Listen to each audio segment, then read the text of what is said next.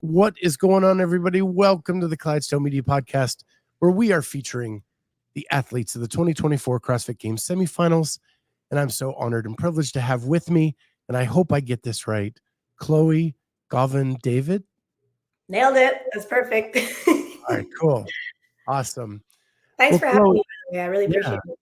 Thank you for jumping on with me. I love celebrating the accomplishments of semifinals. I think it goes unrecognized too much, and it's a huge accomplishment to make it this far. Yeah, absolutely. That's well said. It's so competitive, and just every year it gets more competitive. So getting there is truly, as you say, an accomplishment. Yeah, and in North America East, really a big accomplishment to make that top 40. Yeah, it's a pretty stacked field. I mean, all the podcasts are talking about it. I mean, Europe and the East. So again, just making it, it's like a huge accomplishment. So happy. Did I hear a rumor that you retired? You heard it right.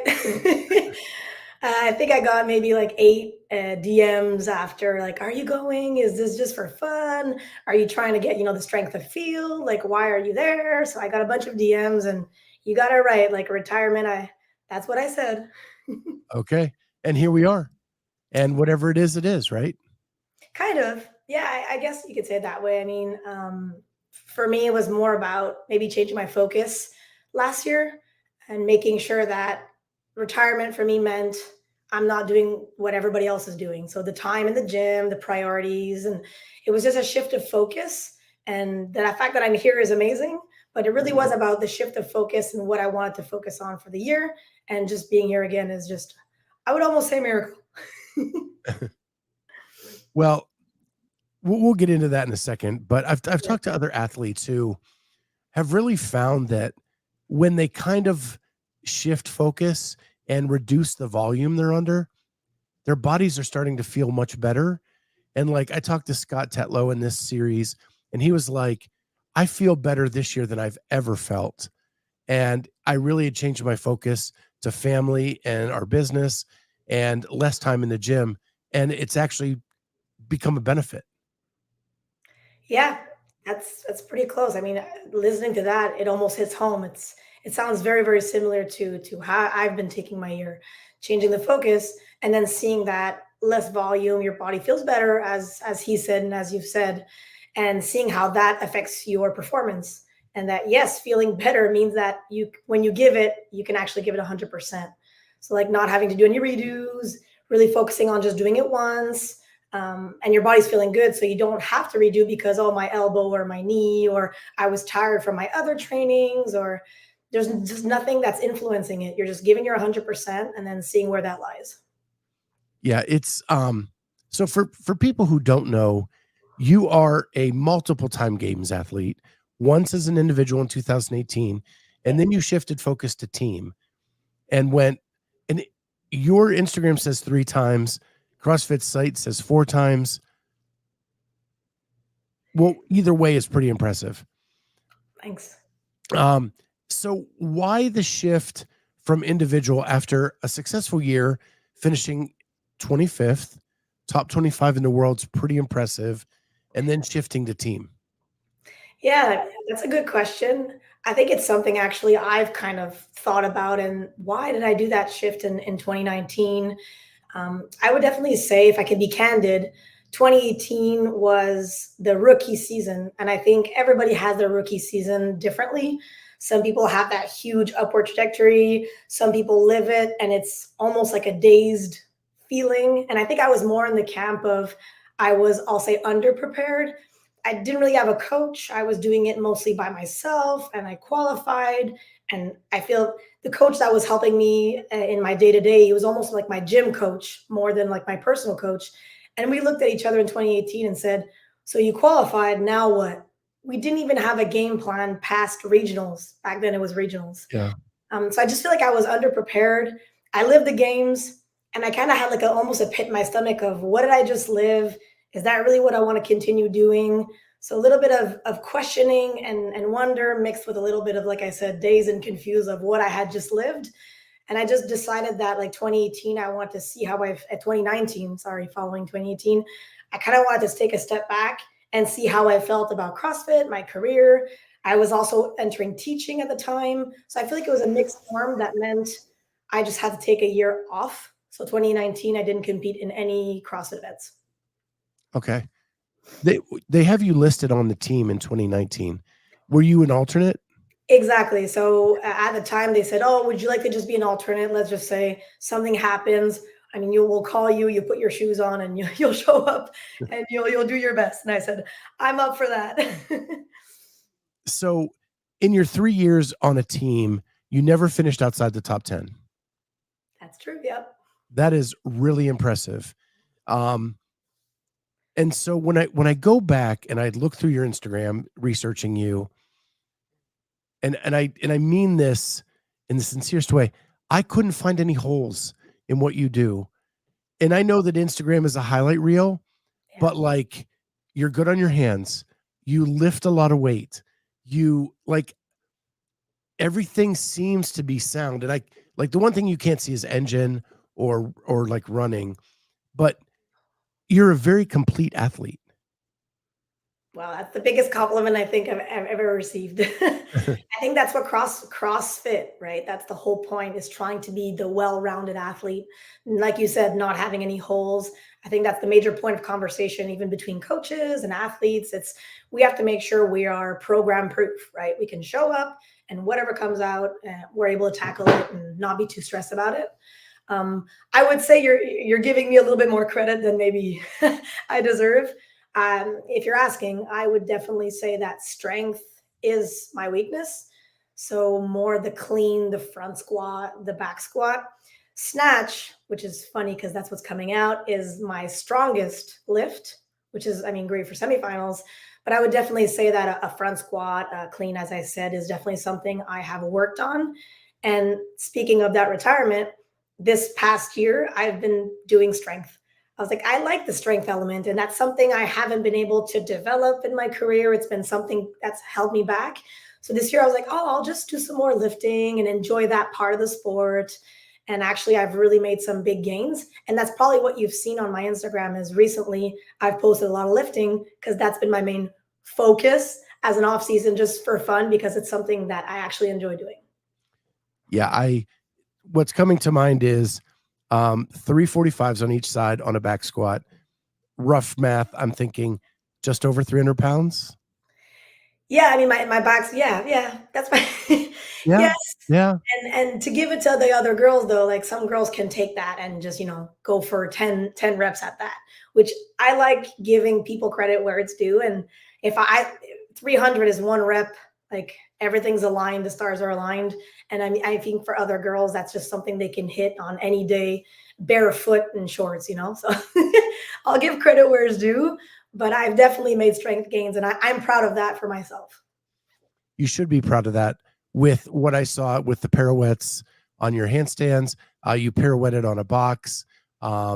You last year at the games, your seated legless looked good. Like I could not find holes. So yeah, 300 isn't the heaviest, but when you pair it with what else you can do, I think you're pretty complete. Well, thank you. I really appreciate that. And looking back, we're the toughest critics as athletes. We Right. And just you need to find be. anything that we can just be okay. That's not good enough, and you got to go in the gym. And I mean, we really are the toughest critics on ourselves. Yeah. And you need to be, right? Self-assessment is key to being successful in this sport. Absolutely, yeah. It's that grind, that will to go get that 1 second where everybody says, "Oh, that's good enough." And for us, that 1 second is crucial, right? On a row, on a run, super important. Sarah Cooper, our resident Canadian in the chat. I joined late. Is she competing in the East? Yes, she is. Oh, yes. So you come into the East in 13th position. They take 11 spots. For being retired, that's really close to a qualifying spot. Does that add extra pressure to this, or are you not letting that factor in? It's hard, right? I think anybody who decides to pay the entrance fee and show up doesn't want to show up and just do it. So I'm not going to say, "Oh, I'm just going to show up and do it." Of course, I'm going to show up and compete to the 100% that I can give, and that'll be what that'll be. And my personal barometer of what I want to achieve is feel that I gave everything I had in the event. And I think that's cliche, but that's really what I'm trying to hold on to. What am I able to give in this event? And you know it, whether you're, I think, Tia, you know, if you've stepped out on the floor and given everything you can, regardless of first or 30th or 40th. So I think for me, that's the most important. And the rankings and the qualifying spot, I mean, it is what it is. Our field is stacked, as we've said. So less about the qualifying spots and more about what I can give. And if it happens, it happens, but it's not necessarily something I'm like writing on a board and really just aiming for. Did I read right that your gym is Pro One in Montreal? So that's the gym. Yeah, that's the gym that I do. I'll do half of my training, but I own a gym as well, C2 Athletics. So I do both. I own that gym, but Pro One is definitely where I get more of my like serious training. So I'm also coaching the Pro One team that's in the East. So we've been doing a YouTube series of Grind to Greatness. And I've been the head coach along with Fred, who's my assistant coach. So I've been coaching the team, trying to train, trying to juggle all of that all together. So, wow, I didn't even know that. So let's dive down that. How does that work on the weekend? Do you need Fred to take over more of that at the event because you'll be doing individual? Yeah, so that comes with the complexities of the season. So of course, being we'll just say retired, quote unquote. What I mean by retired in my language means I'm not putting the efforts that I usually have put in the last 12 years. And what may happen. But I told the team that I would be coaching them and that I would be their main source of like help and strategy. I love strategy. I think that's one of my biggest strengths as an athlete is a strategy. So we've been working on different variations for their workouts. So my priority is still being with them. So Fred will be there. He has the coach's pass since I have my athlete pass. However, we'll be really working together. And if I need to cut my warm up 5 minutes short, well, that's going to be it because I've really chosen to help that team and I really want them to make the games. That's definitely my focus. And if the audience doesn't know, you were on Move Fast Lift Heavy last year, fourth Yeah. place at the games, Yeah. 3 times inside the top 10. Like if anybody knows how to prepare a team, it would be Chloe. Yeah. I love team. And it gets a bad rap and all the podcasts saying, oh, should we do away with teams and all that discussion. But I truly think there are amazing athletes on the teams. And I think it's often overlooked. Like, as you said, and I'm not trying to toot my own horn, but I went to the games individually in 2018, which is considered one of the hardest years with one of the hardest first days. And then I switched to team voluntarily and been in the top 10. So I think it's pretty easy to write off the team athletes, but I think we can hang with the individuals. I just maybe think it's a different venue that we enjoy. Some athletes have done team all their life, basketball, volleyball, soccer, and they just like that stream. It doesn't necessarily mean you're a lesser athlete. It might just mean that you enjoy the team aspect. Like I love worm, and I know people usually don't say that, but the feeling of being on a team and moving an object together and just being one symbiotic unit, I just love that feeling. And it doesn't almost come close to doing it alone. I just love the worm. Is your athletic background in team sports? Ironically, no. Okay. Well, yes, soccer. Yeah, Okay. soccer definitely. But my main career was gymnast. That's the pirouette background. That's where it comes from. So I did gymnastics really high level and did soccer as well on the side as my summer sport that I wanted to enjoy. So I did love soccer, but gymnastics, that individual sport, was definitely it for me. And that's perhaps why I went 2018 individually. But then I just fell in love doing team once. I remember the first time I did Pro One team, they invited me and they're like, okay, we're going to do a worm workout from the games. This is the first workout ever that I've touched the worm. They're like, we just want to see if you can hang. And I remember cleaning the worm and turning the wrong side, first rep. And I just go, okay, this is what it's going to be. But I mean, as we all do, we immediately fall in love with like the struggle and the want to be better. And then I was like, okay, I'm sold on team. So, there is a lot of talk about that. Does team have a place? And I would contend that it's great. It's just not great on an indoor venue. Like the floor gets too packed and it gets confusing. Like when it's outside, like when it was on North Park, like I Yes. thought it was awesome. right? Because you can see what teams wear and the story is easier to see when you're in the Coliseum. It's everybody's jam packed together, and it's really hard to tell the story. And I think that's where CrossFit is missing the mark some in all of the aspects. Is they forget it needs to be a spectator sport. Yeah, I agree. I totally agree. I mean, I remember my mom telling me sometimes I couldn't even find you on the floor. And I mean, that's my mom. Yeah. It's like it's hard to follow. I totally agree. And the camera work as well. Sometimes the cameramen and women don't know what's going on exactly. They haven't been briefed. So they're trying to catch the best stories, but they don't necessarily. I mean, CrossFit did do an effort going from 6 to 4 to have less athletes total on the floor. Does it mean we need to cut to 3? I don't know. I'm talking out loud, but does it mean 3? Does it mean, I mean, Wadapalooza just posted that there would be different styles of events on their team roster that they want to do. So it's like one relay, one specialty event. Like, is this a venue we can maybe go down where it's a little bit more predictable, but you can also get invested and watch and know what's coming up? Like, okay, captains are going to go up. That means, Fikowski is going to be against, so and so. And maybe that way you can tell the athlete stories as well when they're going one-on-one. You could say, okay, Chloe, who's been to the games, and that story might be a little bit more interesting for people to jump in, especially with super teams like Noah. Like now, like spectators want to follow those athletes that are transitioning to teams. So all great ideas, but I mean, we have to see what CrossFit wants to do. Yeah, and this wasn't supposed to be a team conversation, but That's but okay. I like some of the aspects of grid where you can have a specialist who can highlight what they do really, really well. And I think if you had a team where these two people take the floor for this event, these two people take it for another event, there are some 4-person events, and you mix that up, I think it would go a long way to make the sport way more interesting. It doesn't mean it's grid.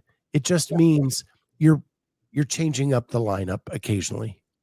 Yeah, and highlighting, as you said, highlighting specialists like a Tola, like a gymnast. Absolutely, you want to show that and show what the sport can do. So you're really highlighting the maximum potential of each sphere, like that pyramid, like weightlifting, gymnastics. You're highlighting the pyramid individually within a team. So it is still staying true to CrossFit. Like this weekend in Europe, you saw Andrea Solberg do the handstand run, Yeah. right? Wouldn't it be cool that if she was on one team, Daniel Brandon's on another, and they go head to head in a handstand run, right? Like Mm. that's only good for the sport. Yes, and you can challenge them even more. Knowing you have that talent hitting the floor, you can really push the programming as well in the events because you know it's going to be specialists hitting the floor, and you're not trying to cover the 40, the breadth of 40 athletes as well. Yeah. So back to you. You're listed as a proven athlete. Yep. So why the move to proven? Yeah, actually, surprisingly, I've been with Proven since 2021. Okay. Yeah, but that's okay. I don't really post a lot on Instagram necessarily, or I I don't do guess it seems updates. weird because I know Christian has his own like Yeah. programming and stuff like that, and you're on a team together. You just make that assumption you're doing his programming. Of course, which is normal. It makes total sense. However, I live in Canada and they live in the US. So I would take a flight and do a lot of traveling for that, which I was very happy to do. We were all really focused on podium and trying to go be that top 3. But when I'm in my gym by myself, I'm not necessarily following their programming. Proven has known me a while, and their type of programming as well suits me. I think that's the thing with Proven Mayhem. Hard work pays off. In my opinion, there's not necessarily a better program. I just think different programs will attack certain like weaknesses or biases. And I think as an athlete, you need to find what are your biases and find what program is really like highlighting and working on those biases. So for me, it's more strength and being consistent in that. And I've tried Mayhem, I've tried a few, and Proven was really somewhere that I felt I was consistently getting better, regardless of the style of programming that they would do year round. I would just keep getting better. So it just fit with me. Do you have a coach there? No, So no, you're just doing the online programming? exactly. You got it. No, no coach. I don't think I've ever had a coach. Nope. No, my entire career has been, I'll say, coachless.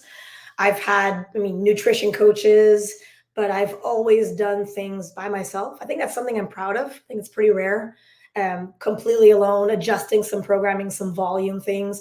Like, of course, Proven writes down things and I'll check in, but I need to adjust for myself. If a day you don't feel good, just because it's written 90%, you're going to get injured if you do it. So it's been a lot of listening to myself and seeing how I feel day to day and then adjusting there. Are you still working as a teacher?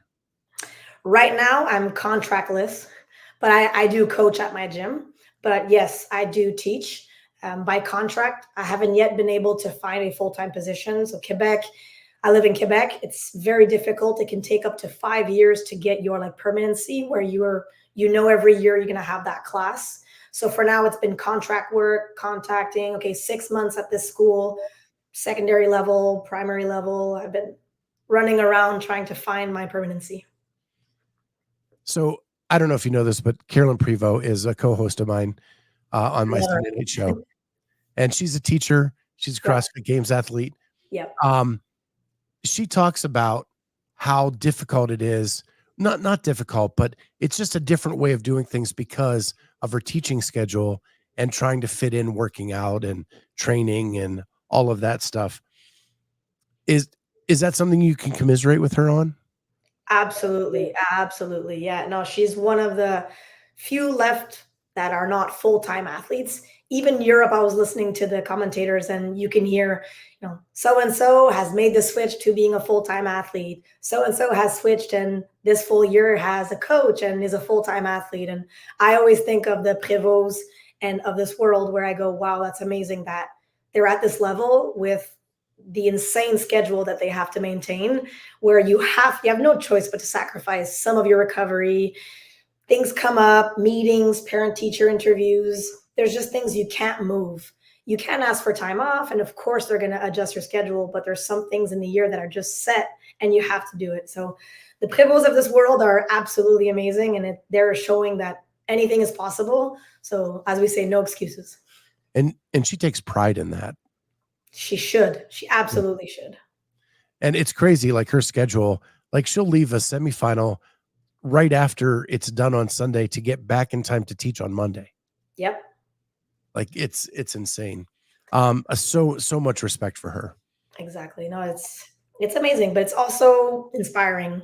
It's one thing to live it and to be proud, but it's also inspiring. Like I know a lot of people tell me, oh, I know I can do it because you do it. And you're an inspiration in the sense that you don't have to put all the eggs in one basket to necessarily be successful and to be able to push your body and do the amazing things that we do. And I know Prevost is even another level. She even was doing hockey as well as teaching. Like I follow her, I know her.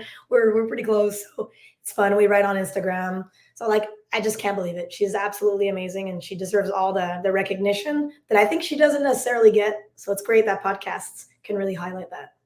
Yeah, I love the fact that she came on as a co-host because she deserves more recognition for what she does.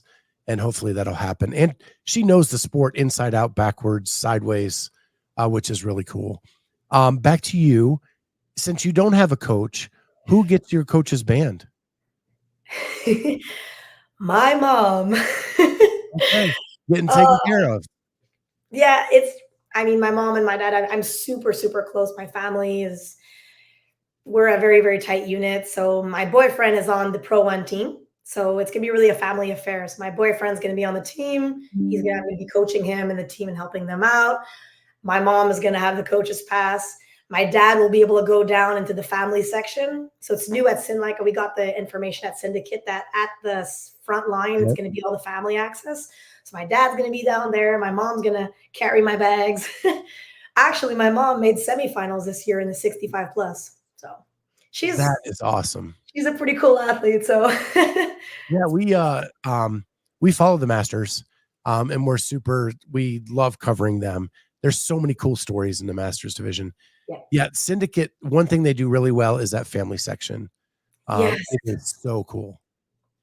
Right And when there. I read that, I didn't know. I've been to Atlas Games, I've been to Orlando, but this is my first experience at Syndicate. So when I saw that section, I like screenshotted it, sent it to my parents, and said, "I'm gonna see you at the finish line. This means we're gonna cry." Yeah. Yeah, it's so cool. They do a great job with that. Yeah. You've seen Europe and Asia go this weekend. Did you Yep. tune in to look and see what everything looked like? Or is Yeah, that of something you course. stay away from? Okay. Of course. Firstly, I tuned in for the team. So I had my notebook out and was, split times. And like we didn't know that if you put the worm down, it would be 5 burpee penalty. That wasn't mentioned. So we're really getting all the little details, the little nuances of the workout. That for myself, the handstand walk, will it be obstacle, pirouette, or just straight there and back? So just looking especially at the flow, since I don't have a coach, looking at the flow, making sure everything is understood by the athlete. So it's a two-part process, and then making sure that like, okay, what are the times? This is what it is.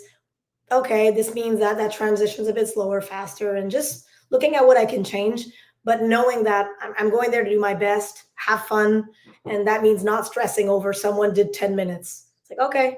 awesome, applaud, that's amazing, but I'm not trying to take too much of it into my heart because that's not going to help me on the floor. Yeah, it's funny with all the athletes I've talked to through the semifinal series. Like Sam Quant says, he doesn't watch the full events. It just is too much pressure for him. He'll watch to see like how an athlete his size handles this, Yeah. or what are they holding on the row, or and then he just turns it off and walks away. Just Hmm. gets the information he's trying to get, and then he goes away. Carolyn is very different. She wants to see the whole thing. She wants to put a chip on her shoulder. She wants like all that stuff. So you are someone that it sounds like you're so into the strategy aspect of this that you just need to know all the data. Yeah, I'm definitely a data girl. Definitely split times and transitions and things like that. I think it really helps me during the workout, especially when you're in the moment on the floor, the heart rate, the music. If you can just focus on the little tidbit informations, that for me makes the stress easier. It's on the bike. What do you have to do on the bike? So I'm not thinking about the box.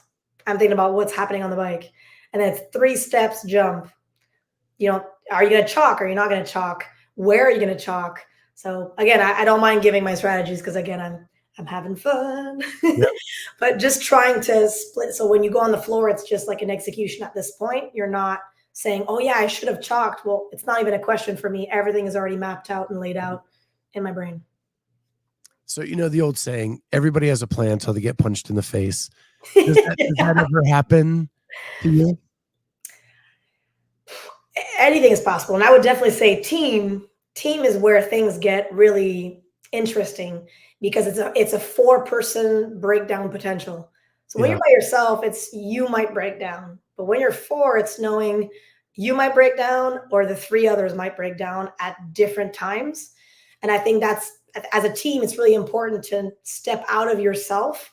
And actually it's completely different than individually. So when I'm team, I'm actually outside of my body, only looking at the team. And I've been captain mostly in my teams, except for Move Fast. It was Chris Harris. But during the Pro One team, it's been really about analyzing everybody else. Okay, he's bent over. What does that mean? Her hands are on her knees. What does that mean? So I know my whole team and their body language. But individually, it's your own body language and how you're feeling. So, I mean, of course, it's happened before. 2018, right? I was against Prévost. You probably know the story with the 4-point difference that I ended up qualifying, but I didn't even finish the legless rope climb event. So my legless rope climbs were not good at that time. And I just stood under the rope. I had like an 80-point gap.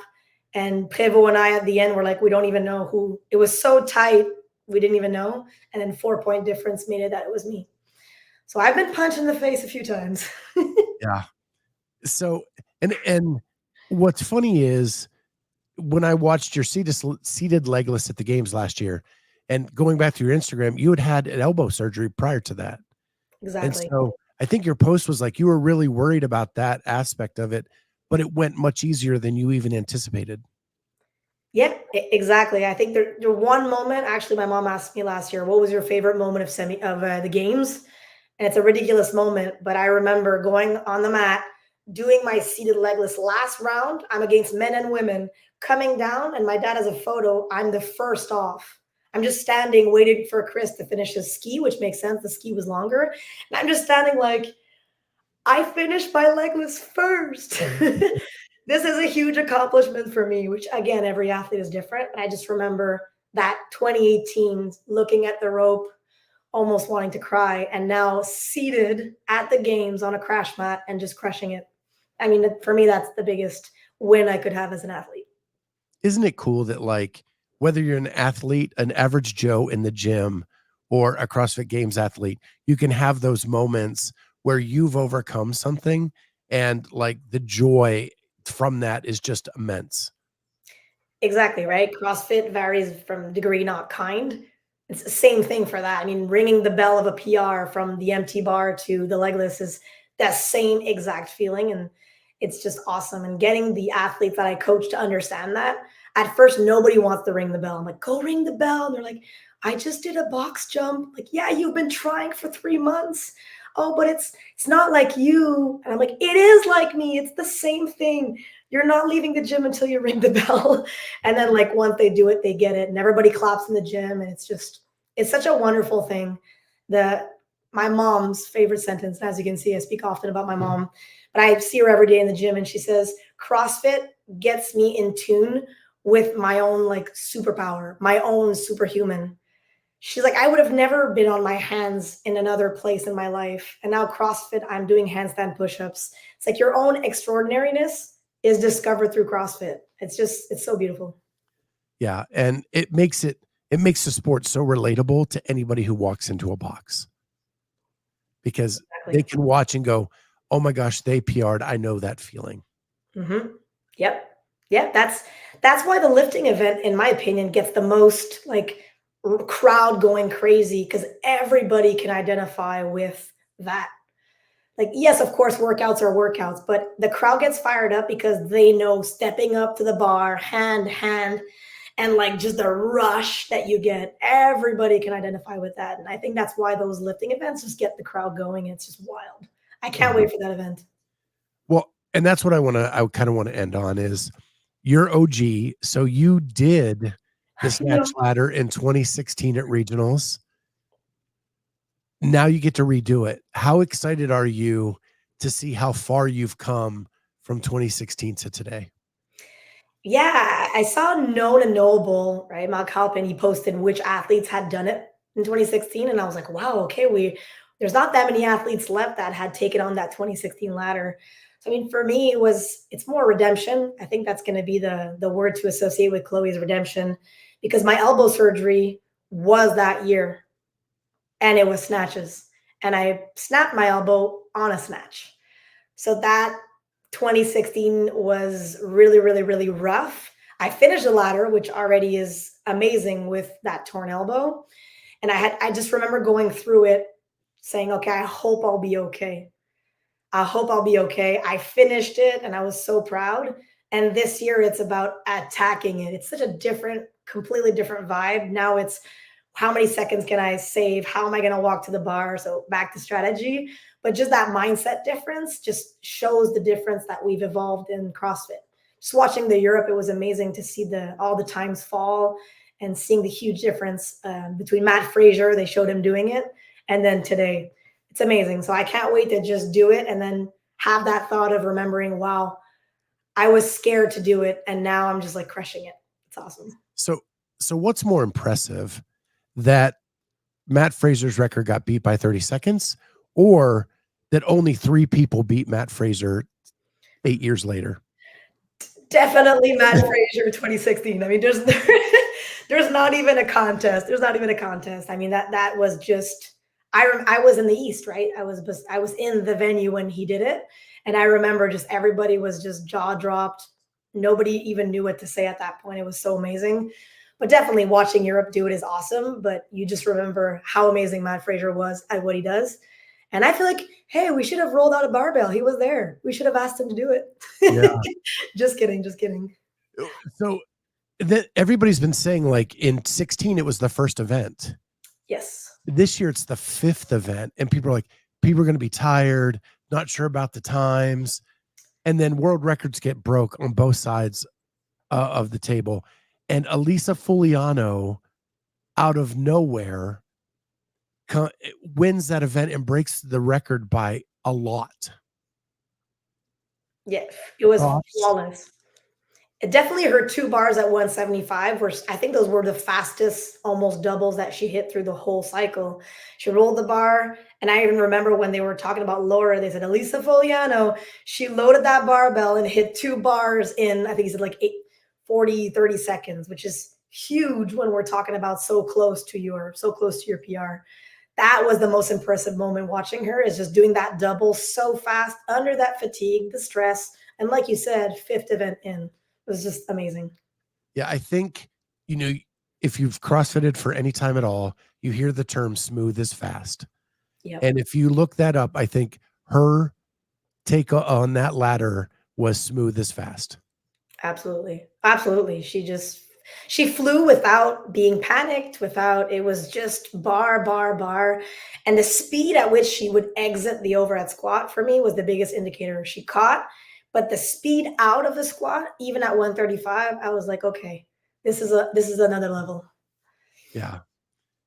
So let's finish up with this. I know you're just there to have fun. And your goal is just to do the best, have the best weekend you can have, right? Yep. Um, any other goals for the weekend? Yeah. I would firstly say, and I know this is probably not the answer you want, but the team. I really want the team to qualify. We've put so much energy and time that's really what I'll be the happiest the moment they qualify. And it's great because Saturday they're done. So Saturday it's done. They get to qualify. We move on, and then Sunday I get to tackle on half of the events. Right? It's moving Sunday. It's not moving Saturday this year. And I think using that Sunday to enjoy. I think Friday and Saturday I'll be really focused, team myself. And then Sunday I'll get to really just take on those 3 events with having only my focus and having them be in the stands and cheer me on. So I really want to take those 3 next events, and those are my best, I would say, more of the inverted shoulder stamina, which is more what I'm known for. So taking those on with a sense of urgency, being able to compete those last 3 events, I'll be satisfied knowing I went in with like a little bit of hunger. That's what I'll be satisfied knowing at the end of the weekend. I'm really bad at keeping these to 30 minutes, but you bring up one point, you bring up one point, and, Oh, and then we'll let you go. yeah, absolutely. No problem. In all the years you've been doing regionals, semifinals, that half the events are on the last day. That is something completely unique. And it seemed to play a pretty big role in Europe and Asia, where that last event, people just were wore out. In your strategy and in your notes, I'm sure you've taken stuff down about that on Sunday. How do you prepare to be fueled and be able to get through all those events? Or is that games experience where things like that happen help you in this? Yeah, no, that's definitely a good question. I would definitely say the experience helps. I've been fueling and preparing and living those long weekends since we'll say 2015, which is my first regionals. So I would definitely say just using experience. I know what foods agree with me, what gives me the best fuel, how I feel, how I perform. I also lived the 2018 first day with the marathon row. I definitely learned how to fuel. That was definitely a learning experience for myself. So I would definitely say earlier is better. I think even the week of I'm already preparing. So Monday, Tuesday, Wednesday, there's already some fueling tactics, some carb loading, and etc. Then obviously after the run, what do you need after a long run versus what do you need after like a short event? So really focusing on that is definitely super important, but definitely thinking earlier. I think athletes wait the day to day. It's like, okay, I'll take my BCAs, I'll take my stuff after, but thinking earlier than that. You should almost be entering your first day feeling almost too full, too really like fueled, and then letting that ride out towards your Sunday. And definitely sleep. Sleep is the for rookies. I remember my first year, you can't sleep, you're tossing and turning. So finding strategies to be able to sleep and turn off is huge, huge. Well, Chloe, I cannot express how much fun this has been. Getting to chat with you. I love the way your mind works, and I love the way that you explain things. This has been a blast. Thank you so much. I haven't had many opportunities, so I really appreciate it. When you reached out, I was so excited to do it. So thank you for thinking of me, even as a retired athlete. With that, I don't think you're retired, but that's okay. Call it whatever you will. Thank you to everybody in the chat for being here. This has been a blast. Thank you to Chloe for doing this. And we'll see everybody next time on the Clydesdale Media Podcast, where we are featuring the athletes of the 2024 CrossFit Games semifinals. Thank you, everybody. See you.